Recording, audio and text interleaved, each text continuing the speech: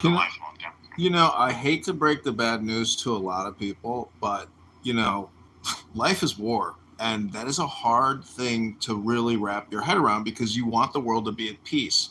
However, it does seem that the status quo is war. So I think there's two optimal, situations. Is you prepare for war, but you live in peace. So uh, the point is, this is, October 7th, supernova Gaza. They did it to themselves. And if you watch the videos of the leaders of that radical terrorist movement holding up babies. Yeah. October 7th, the tragedy of our losses resulted in an entirely new world order, really. Namely, that Israel emerges, at least in the Middle East, as a regional superpower. We exposed Iran as a paper tiger. We defeated Hezbollah, which actually had a greater military capacity than Hamas. By toppling Hezbollah, we then toppled Bashar al-Assad. We were just living in a different world. And now we have to accept our role as a regional leader, and America has to accept our role as the world leader, and now act to compassionately and with liberal democratic values exercise our leadership.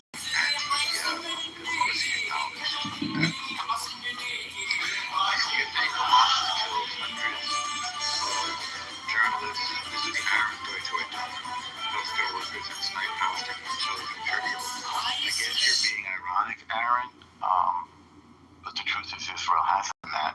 And I've looked at some of the bullshit propaganda videos, and they are, from a journalistic point of view, they're just a bad joke. If that child is carrying a weapon, or if that child is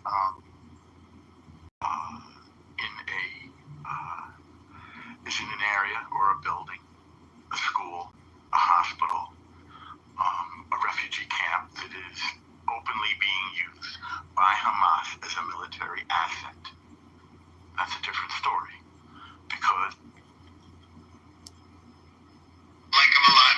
We all like him. Everyone knows President Macron of France, who's been with me from the beginning, one of the first people I met as a foreign dignitary, and I liked him from day one. Of suicide. And Hamas is also been for using child soldiers. So when they try to pull on our heartstrings for the deaths of their children, they proudly proclaim that child. They just have to come out and say that they're trying to get their children killed. They're actively trying to turn their children to tragedy. Again, so I present you, I guess, Aaron, you're still there with that fact. I don't know if you're the Aaron that I know. Aaron says, I saw a photo of an evil Palestinian fighter with two babies strapped in. People use them very carefully. I guess you're being ironic. Something I understand because she was just even more powerful than I am. And again, I'm a person who has spent my professional life telling the truth. And if I screw up, not only do I get the win, journalistic organization gets the millions of dollars. So I'm very careful with what I say. I'm very careful with the facts. Unlike the people oversight.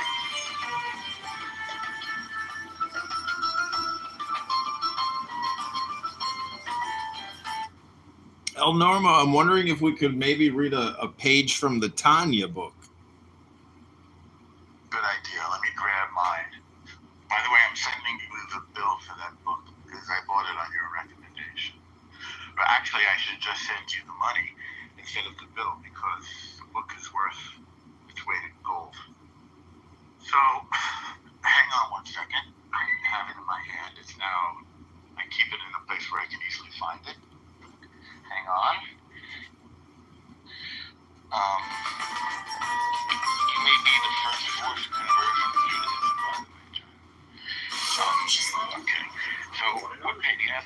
of the page. Where would that take me? But it's like a glass of water.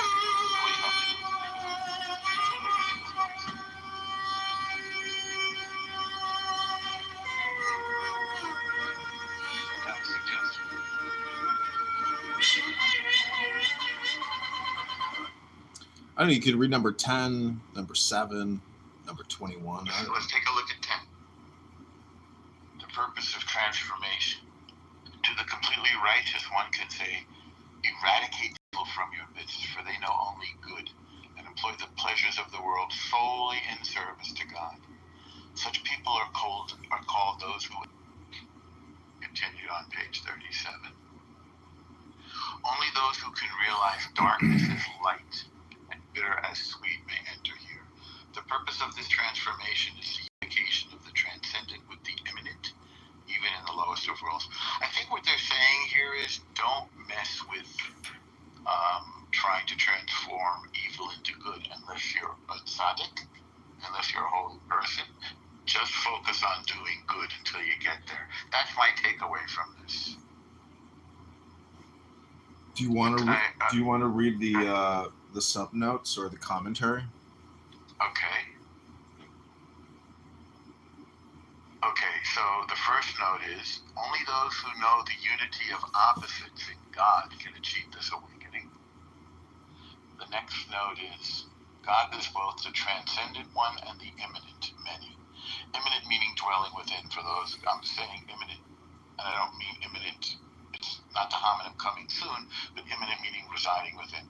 The transcendent is called the Holy One, and is said to be the masculine side of God. The immanent is called Shekhinah, the presence of God, and is said to be the feminine side of God. Beautiful. The realization of God's non-duality, Shlemut, is called Da'at Devukut, the awareness of the unity of God, man, woman, and nature. Complete tzaddikim are those B'nai Aliyah, those who have arisen. You heard it, if you were listening, you heard me mention that a moment ago, who know that there is no darkness without light, or bitterness without sweetness, and who, thus, see all opposites as manifestations of God. This is Da'at Devukut, the realization that the Holy One and the Shekhinah are one. The complete tzaddik knows this innately, and the in-betweener has to attain it through disciplined practice. So this is very Tanya-ish, because it acknowledges that most of us are in-betweeners, as they say. Most of us are people somewhere along the road trying to make ourselves better. This is incredibly helpful, John. You're like changing my day just with this little bit. I salute you.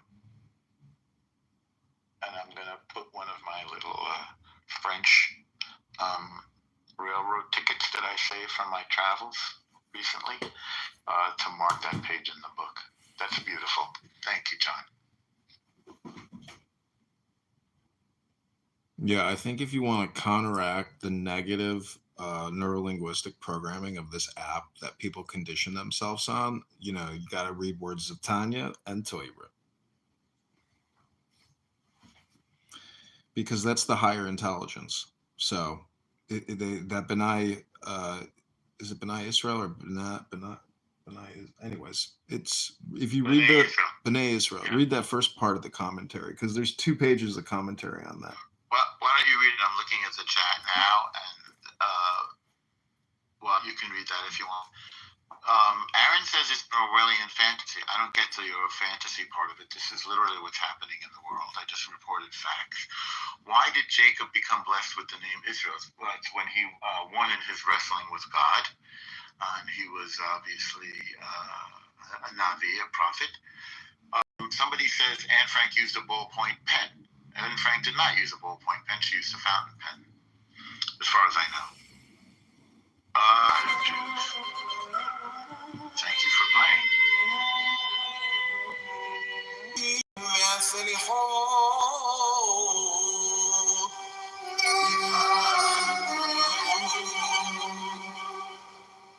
l'Adonai Eloheinu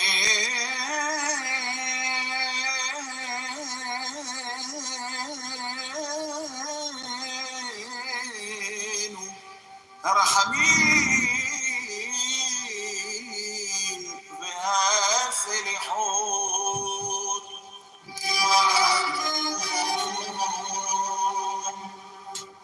ألا تشط علينا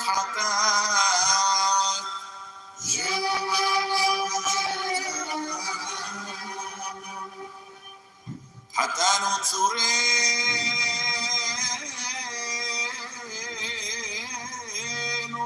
سلاح لانو يوصرين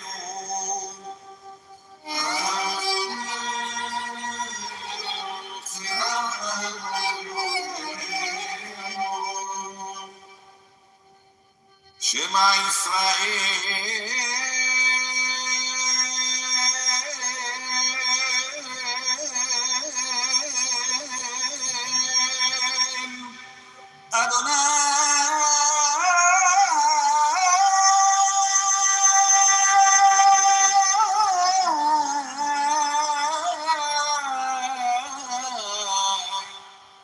אלוהינו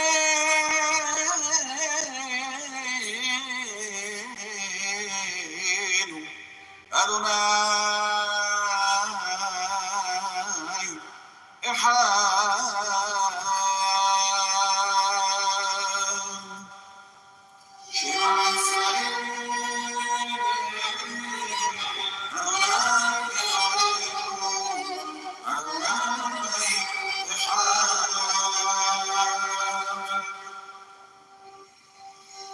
אדוני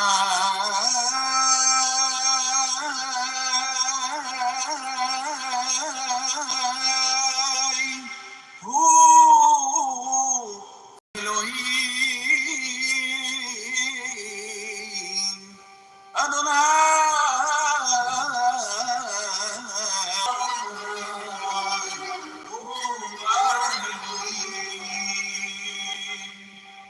אדוני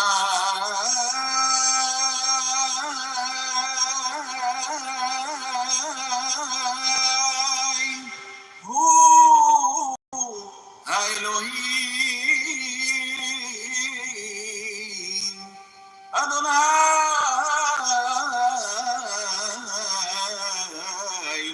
הוא האלוהים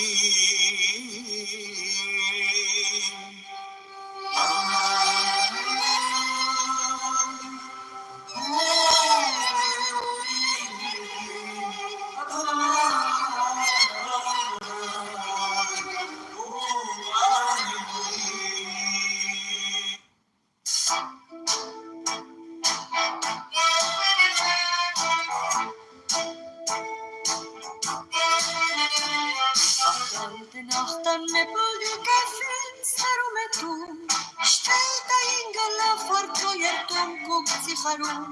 Von Regen schützt die Karawan, der Troschüttel holt in Hand. Und sein Sorry, that song's called Poppy Rosen. Cute. But that is the Selichot, which is the Sephardic Persian Shema.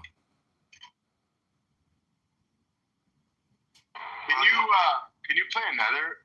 Bro, I'm cutting the line right now on my tractor, and you were playing that. I felt so amazing. I don't know if anybody else minds. Can you play another Sephardic prayer, maybe like a minute or two, if that's okay with everybody? Yeah, I can play that again. Move the mic closer. Absolutely. It's not negotiable. It must happen. Let me play this song, Poppy Rosen. Let me take a break from the intense Shema.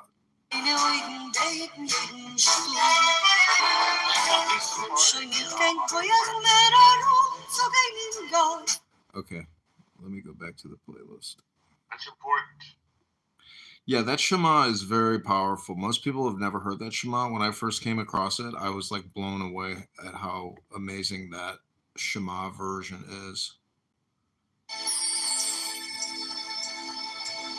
I can play that same one again. You want to do that?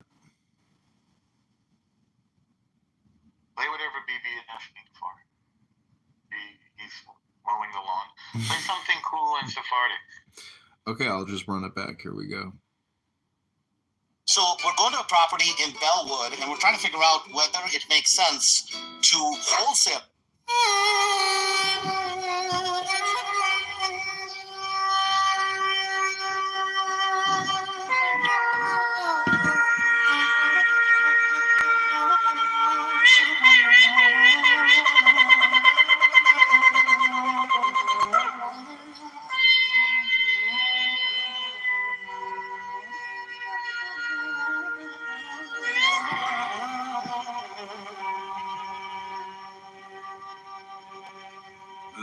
אדוני אלוהינו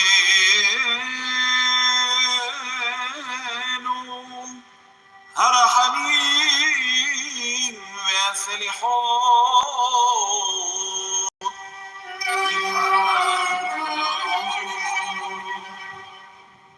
לאדוני אלוהינו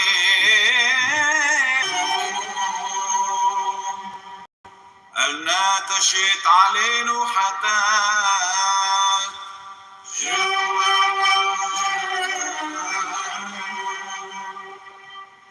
חטאנו צורנו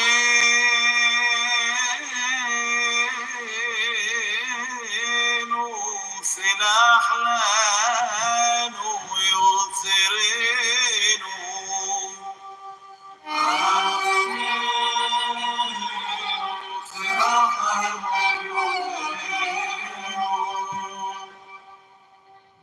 שמע ישראל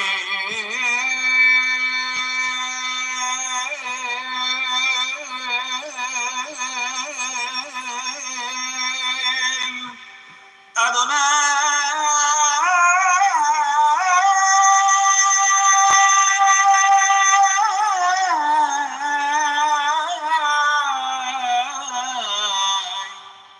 אלוהינו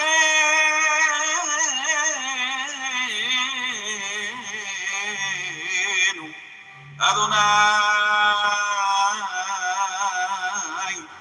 אחד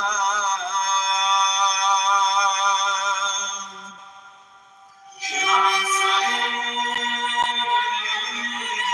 אדוני אלוהינו אדוני אחד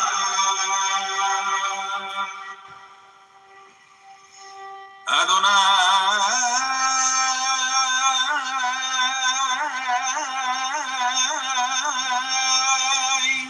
הוא האלוהים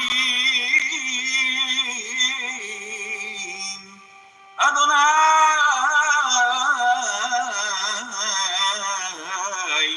הוא האלוהים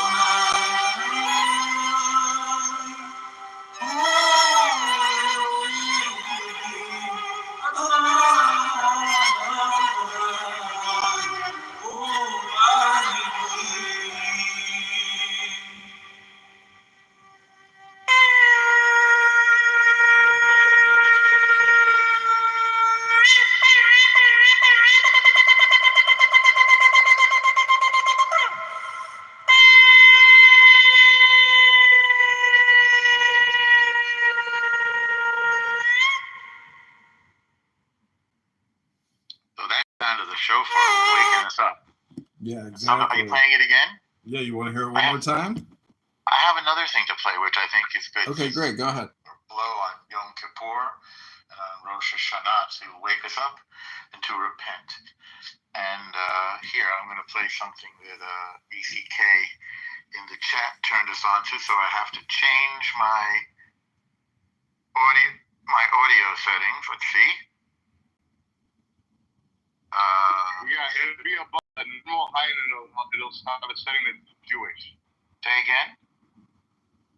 It'll be above like normal height and then there'll be a setting that says Jewish. You're very funny. I know. It's music. I know. Music mode. But this is a cool Sephardic thing.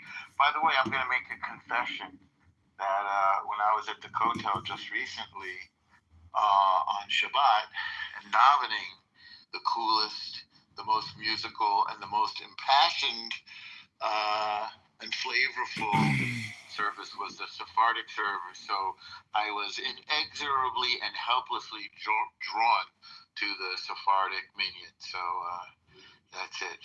I crossed over. Hey, I'm gonna play this. Hang on now. Go.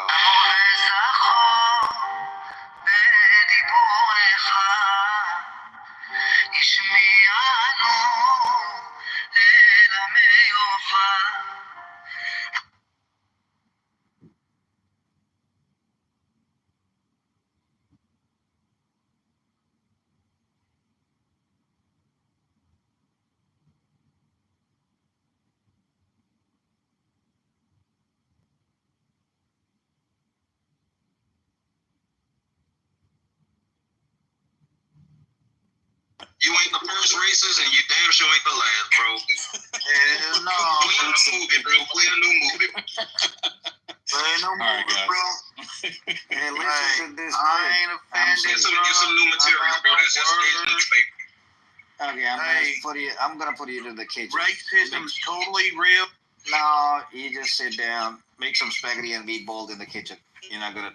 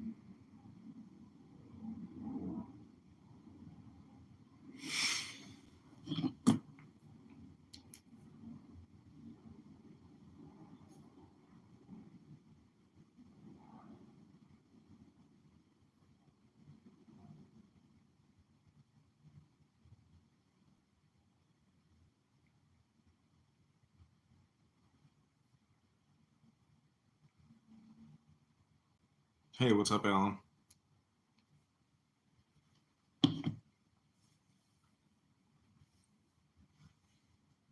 Let me look at the link you posted.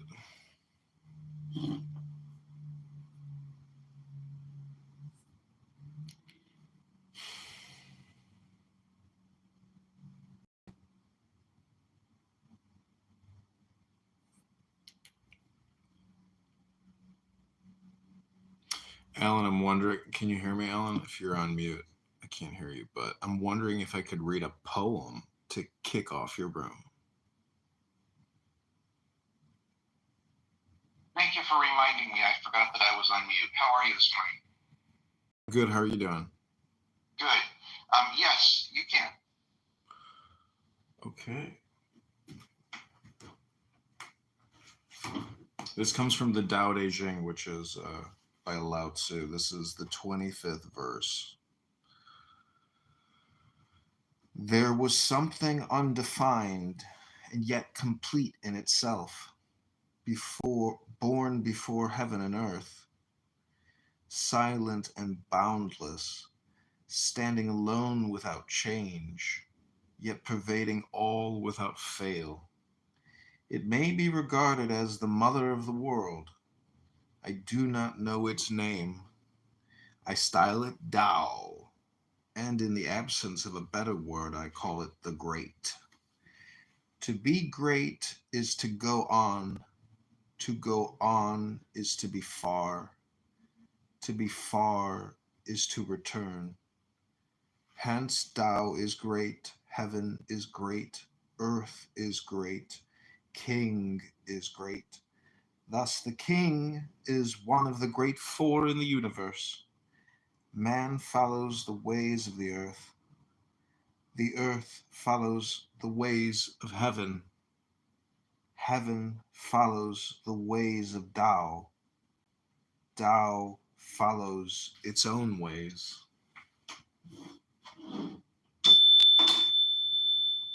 Interesting. Does that mean you're pro-theocracy?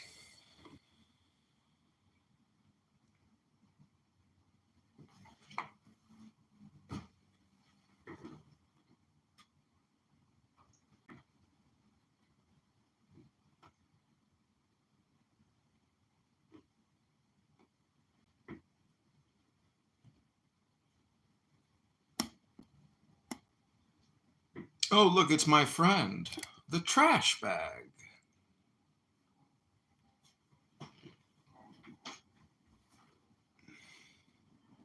Alan, in regards to your question, am I pro-theocracy? Can you explain theocracy to me, please? Just a second, but before I do, I just want to make sure I did get it right. You would have voted against the big beautiful bill. Did I understand that last night? Yes, I would have been. I would have voted no. Thank you. I'm sorry I didn't really put a fine nub on that last night. I meant to, and I had a nightmare that I had failed to do that. Theocracy meaning a government that is run with the intent or the idea of God, that God is running the country through a king. Yeah, definitely against that. Good. I'm glad to hear that. I mean, that's the whole basis of our Constitution, our Declaration of Independence. Separation of church and state, right? No, well, yes, but I'm talking also about the Declaration of Independence against the king and eternal separation from kings. So no kings. However, I would say during the No Kings protest at the local park near my house, I was shocked to read the really anti-American vulgarity that children were writing on the ground with chalk, and parents were, I could tell, obviously, they're part of the communication chain. But if that's the programming that our children are receiving now to be, I would call it TDS, Trump, Orange Man, bad. Trump seems to be the cast-off for all projection, and he is the number one man. So, they're no longer president. They say, "What do you miss most?" And I heard George Bush say this. He said, "It's the power. It's the absolute power you have." So, there's no higher high than being the president, because it's like being the Pope. You're infallible, and everything you say is part of history. So, I don't really have a point per se. I was just, in regards to this Axios article, I'd have to put my email in to continue reading it. But to me, it's a perfect clickbait title, and I appreciate it because, it's really good. It's worded quite well. Thank you. Yeah, I mean, what really got me going was the idea that if there was a war, Trump, you heard the press conference, you may have heard, if there was unfortunately I can't find the article right now, but if there was a war, Trump wouldn't have to face an election in 2028. Well, in the first place, he's not eligible. And I hope you would agree he shouldn't be made eligible for a third term. No, of course not. He's not going to one-up George Washington. But in terms of FDR, I think that situation, World War II with FDR, is a very special situation. And I do not believe Trump will have his presidency extended, nor will he run another time. Yeah, FDR was definitely a unique situation. But it wasn't against the law. I think you and I would agree that when FDR ran, it may not have been wise, he may not have been healthy, but it wasn't against the law. And I think you would agree that we did have an election in 1952 when we were in the Korean War. We did have an election in 1964 and 68 and 72 when we were in the Vietnam War. We did have an election in 2004, 2008, and 2012 when we were in the Iraq War. So I think his claim is absolutely absurd. We have very reliable election cycles and a lot of legal law or election law. So I have no doubt that our election cycles will basically never be interrupted until the time this country gets invaded, which could be 300 years from now. Who knows? Yeah, or could be a little less. Well, I'm glad to find areas where we agree. I'm also glad to find areas where we don't agree. But I'm really glad that you agree that he shouldn't have a third term. I'm really glad you agree that we shouldn't have a theocracy, and I'm really, really glad you agree that you wouldn't have voted for the big beautiful bill. Those are all wonderful things to have noted. So, well, I'm running as a Republican, and I'm wearing a Trump MAGA hat. So, explain all the contradictions, but I think that most people are more aligned on fiscal conservatism and pragmatic spending. That's the one thing everybody agrees on because that's how you live your life. Of course, except Trump doesn't reflect that. I mean, I respect that you are telling the truth about who you are, and I'm actually quite amused when I go into some of these other rooms that at the, how do I say it nicely? I don't mean to insult anybody on the app, but the intellectual level on this app or in the country in general is very scary to me. We became great because we had a great education system, and when you look at the level of absurdity that people will accept, it just makes me a little crazy. But also read from books in the way that I just read that little poem to help Agreed. open up your room. Agreed. Hello, my friend. Back, he goes by my friend the trash It's bag. your friend the trash bag. Why have you chosen that moniker? Well, a while ago, John told me that the trash bag was too self-deprecating. You know, when I first got on this app, I was using my real name. I was just Zach Garuda. Because it says when you get on this app, it says we use our real names. So I used my real name. But then I got removed from the app a few times. I kind of developed kind of a negative reputation among some circles, and I got a lot of accounts deleted. And then for a while I was Ishmael the Gorilla, because I don't know if you've ever read Ishmael by Daniel Quinn, but that's a great book. Okay. And then I was the trash bag. And John said that it was too self-deprecating and that I should be something more empowering, like a, nature hero or something. So then for a while I was your friend, my friend, the nature hero. Are you and John friends or enemies? I don't understand. No, we're I would friends. consider John We're a friends, friend. Yeah, John is my friend. We text each other. We are in open communication. I have no enemies on this app. I'm open to all communication, and my name, my number, my address, everything about me is public, and people call me, people text me, and I reply with hopefully positive communication every time. Interesting, because when he came in and you called him my friend the trash bag, obviously I didn't know this history, so it implied very, minorly, I will admit, and I'm glad I inquired about it, but it implied something that wasn't the case. Very interesting. But I am your friend, the trash bag. Look at my picture. No, I can't. Oh, well, Alan, you see how you have a picture of your face and you're holding a sign that says No Kings? Yeah. Well, instead of a picture of my face, I have a picture of a trash bag. Oh, okay. He's trying to be funny, Alan. John has a picture of his face. He's wearing a MAGA hat. He's sitting in his house. He's sitting there. He's smiling into the camera. I have a picture of a trash bag. It's just a joke. It's like a clubhouse culture. Are you new to the app, Alan? No. Oh, well, I don't know. It's just a stupid joke. My name is Zach. I get it. No, it's just that the pictures, I don't get the pictures, so it's why I don't do a lot of social media. Well, my name is Zach. It's not trash bag, but some people call me trash bag. And where do you live, Zach? I live in Portland, Maine. Oh, okay. So are you contributing to the candidate's campaign? Am I contributing to John's campaign? That was my question, yes. Geez, maybe I should. Yeah, I was teasing John that I was going to come to Chicago and help to collect signatures, and then he sent me I know you're looking for people, John, and I haven't got back to you yet, but I don't know about that. I mean, I don't know. I guess so far, no, I haven't made any financial contributions to John's campaign. Well, it's so fascinating because whether I agree with John or not, I commend that citizens are trying to get involved in that. And I think if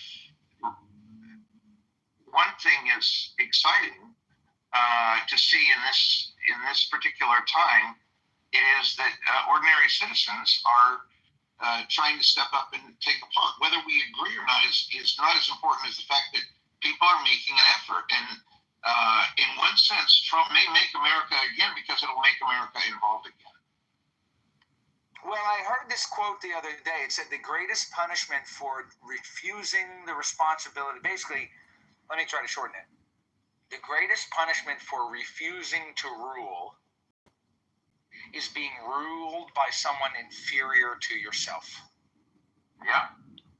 Hey, good morning, Anson, or good afternoon, I guess I should say.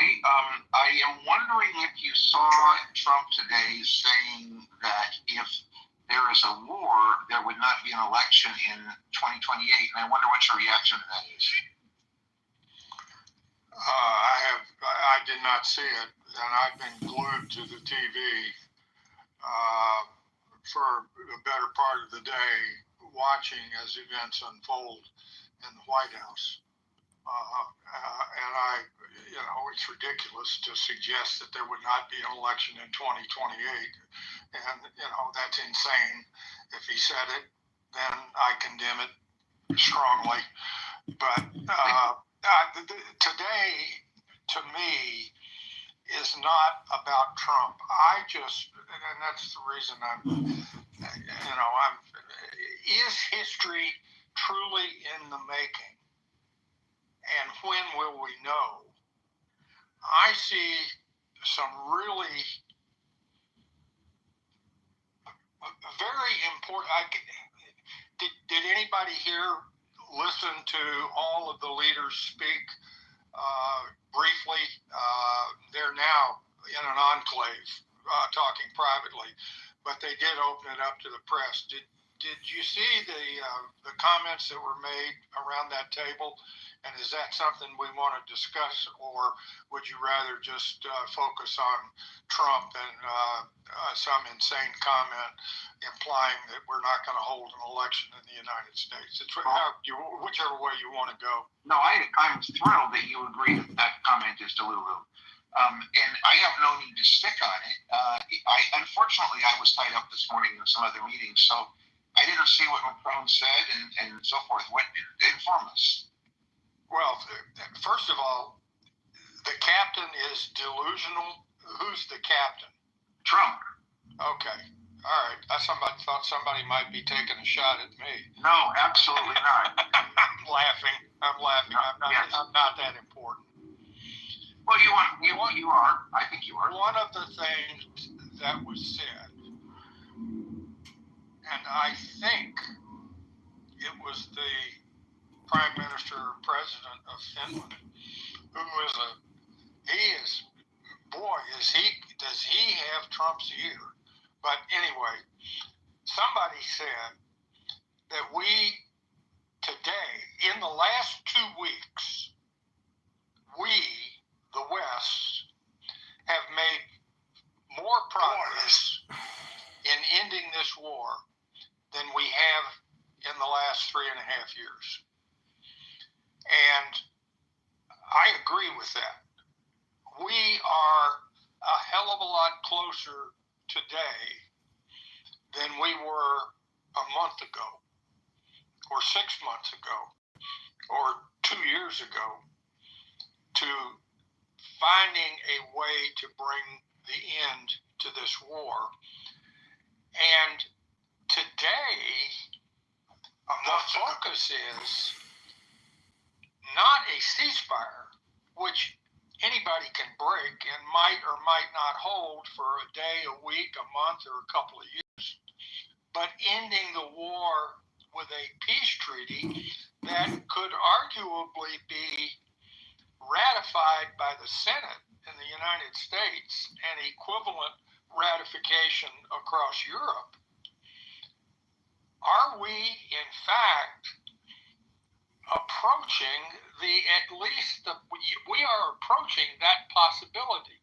Now, nobody knows what Putin is going to do, but I've been watching the coverage. Fox has an absolutely superb, detailed map of what's going on in eastern Ukraine. And I have more clarity now in looking at that map and listening to the guy General Keane, who I have a lot of respect for. And I know he's Fox and all that, but I respect Keane. But I was flipping back and forth, and I was watching CNN, and their lead guy was John Bolton, who, of course, hates Trump. So there was a tone that was different between those two. And there was an emphasis on a different point of emphasis made by Bolton slant CNN and Fox with General Keane, as well as Mike Pompeo, who I believe is one of the better secretaries of state that we have had for a considerable amount of time, but that's beside the point. But I really respect and admire Mike Pompeo, and I think he has been a wise and effective part of our government. Well, I'm waiting to see. I'm toying with. I don't know whether we're going to open the rational discussion room or not today, but I really am seeking a dialogue as to whether or not, in fact, history is in the making. When will we know? And what is a rational possibility of what it will look like if peace treaties are signed and the war is brought to a true end with robust, boots on the ground security guarantees from Europe and even the United States. And so I'm waiting with bated breath. I don't mean to rob your room or distract you from this what is you fine. want This to is talk great. about. No. But this is my hope, my anticipation, and it has nothing to do with whether I like Trump or not, or whether he's a bombastic son of a bitch and an idiot for calling for no election in 2000. I mean, no, all that is just crazy. I'm instead focusing on what I just really, I guarantee you, last Friday when we were all when I was sitting around waiting for the press conference following the summit with Putin, and I told my companion as we were waiting, I said, we may see history in the making with this press conference. And after that, given the stage to give the speech that he gave, standing by the President of the United States on American soil. Thank you. He wanted to give a press conference. He should have gone back to Russia and given his own goddamn speech. Thank you. And that was a travesty. But now, look where we've gone. Just look at Zelensky and how the tone of, you had to watch it for yourself. And I can't adequately describe it all, but my hopes are that history is in the making, and I'm waiting with bated breath to see what's going to happen in the next fairly short period of time. We could have a peace treaty in a matter of weeks, not months. Yes, and on the other hand, we could have a continuation of the war without the end in sight. I want to give other people a chance to ask you some questions because you're more knowledgeable about this than most people. I have two questions for you, and then I want to let other people in here ask you questions. My question is, why would the U.S. Congress be involved in ratifying a peace agreement between Russia and Ukraine? That's my first question. Because there would be a security agreement that would require long-term U.S. commitment to the security of Ukraine. And the only way to make that stick so that it's not subjected to, from one president to the next, is with some form of treaty, whether it's a multilateral, it's not a NATO treaty. It is not a NATO commitment because I don't think Putin will stand for a NATO admitting Ukraine to NATO or even maybe give Ukraine, and this has been a topic of discussion on the news, an Article 5 like security agreement, but not a NATO agreement. And I hope that's a good answer between that. Okay, that's a good answer. I just want a high level. I don't need to get into the weeds. I think often these discussions break when we get into the weeds. My second question, and then I'm going to ask Steve. Steve's going to get the next shot at asking you a question. Do you think it's a fair agreement if the children that were stolen from Ukraine are not returned to Ukraine? No, and that was discussed pointedly by the European Commissioner, the woman. There are two women in the room, the Italian Prime Minister and I don't remember their names, but she brought that up, and Zelensky brought it up as they made their brief remarks going around the table. And that should be part of the treaty that Russia and Ukraine would sign, and returning those children, as well as returning all the POWs and all that as well, the normal kind of prisoner exchange when peace erupts. But returning the children is an item on Zelensky's agenda, and it's important, and will be. Those children should be returned. Of course. Okay, that's very good. Now, how do you know you're going to get absolutely 100% of them? And are we going to see some crying Ukrainian mother because her child was not yet returned, but 95% of them? I mean, the way we can overblow. I understand that. Right. Yeah, I think on principle, absolutely, the children must be returned. I'm really interested in getting answers in principle, and I think we break things often over very small points. So thank you. Steve, you get the next shot at answering a question if you have one. Yeah, Anson, my question would be is, with all the European leaders that was there, and with Trump there, and them supposedly, I didn't see the thing, but are you saying there's being exerting their will on Trump?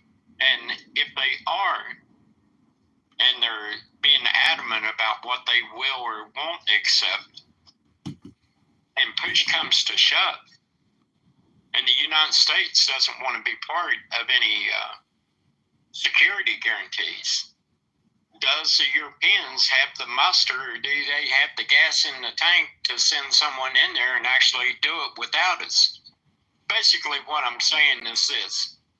Are the Europeans just blowing smoke, and if they blow the smoke too hard, will Putin just call their bluff on it? No. The Europeans are not blowing smoke. And I can give you a little bit more detail, again, General Keene's perspective on this. And it was a remarkable perspective. I think it's correct, and it reflects a huge leap forward over the last 10 years, from where we were 10 years ago to where we are today, in terms of the European willingness to accept their burden in the protection of Europe and the protection of Ukraine, and not just sit back and expect the United States to carry the brunt of any of such things. There is a remarkable move forward by Europe to accept a tremendous increase economically and militarily. Let me ask you this, Anson.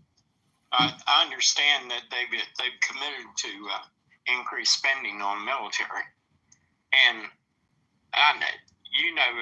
with your time in the military, when you ramp up readiness, you can't do that overnight.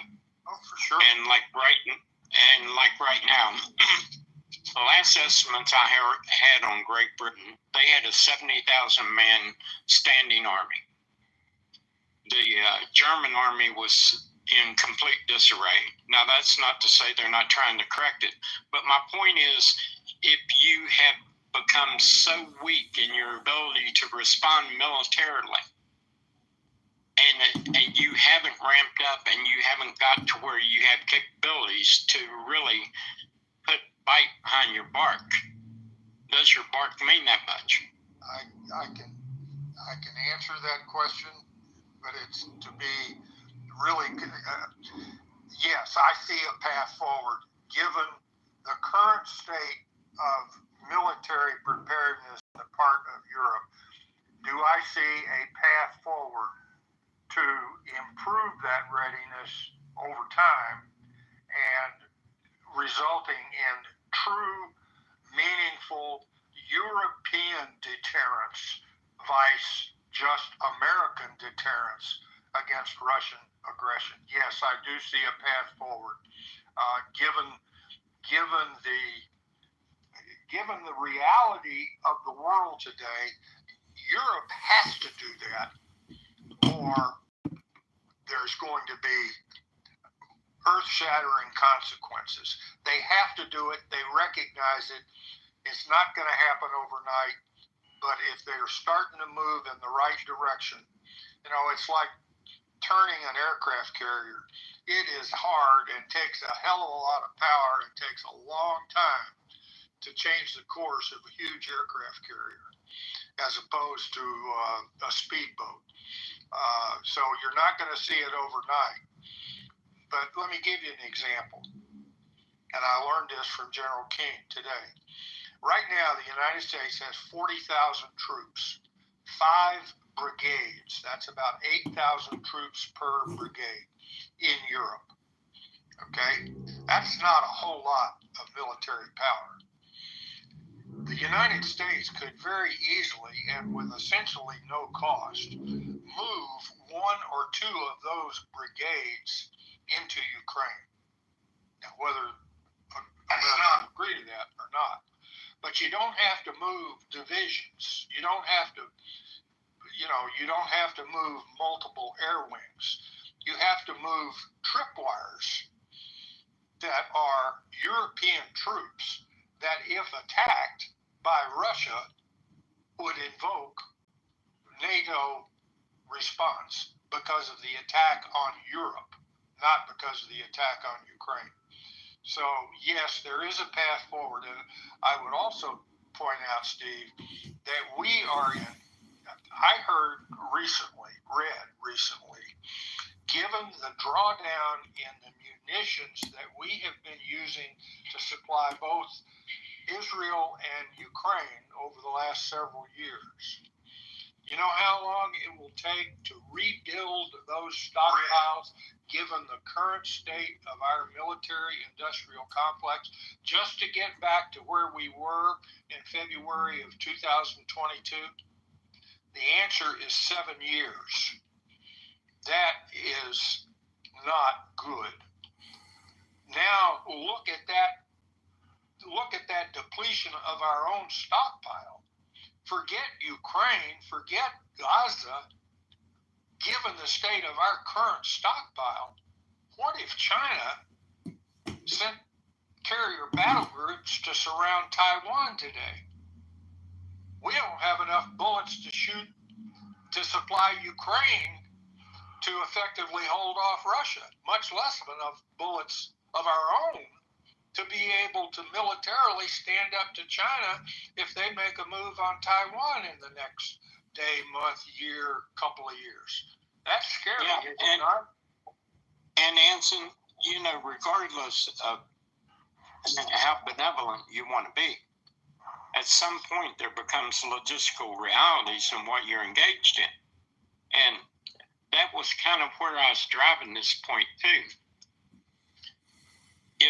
If you're sitting there and a guy's barking at you and he doesn't have the logistical capabilities to enforce what he's barking, and you're negotiating with us, and I think it's logistical that we're so depleted in like you said, that it's going to take us 7 years to replenish our stockpiles. That's where we're at as a baseline. What about Europe? And has Europe or any of the countries in Europe, besides, doing little skirmishes with, small groups that are basically militias, they haven't engaged in a pure war conflict probably since World War II. And, a pure conflict is something you got to think through, or it can get ugly. And I think what I see here is Putin is looking at this like, well, dude, about the only lever you got to pull on us is to crash our economy by shutting off the oil going to China and going to India to where you start decimating our economy. The Europeans aren't going to send enough troops in there with enough Biden to mean anything. The United States is bled down on armaments. And, you know, you can rail against Trump all you want, but it doesn't matter who's sitting in that seat. It's like playing a game of poker. You either got the cards to play the game or you don't. And if you don't have the cards and another guy calls your bluff, then what?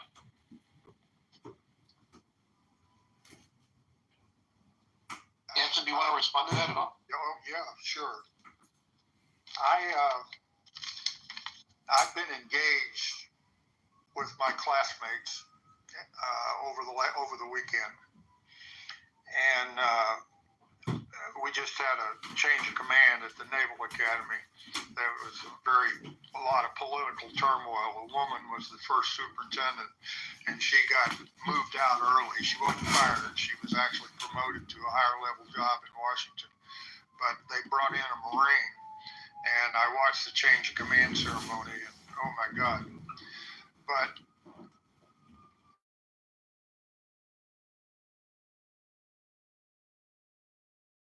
revised it as an allusion. I made an assertion that today's geopolitical world, and compounded by the decline of the United States economically and militarily, today's world is far more dangerous, unsettled, and we are closer to nuclear war today than since 1962. And the entire time that I served on a nuclear submarines during the Cold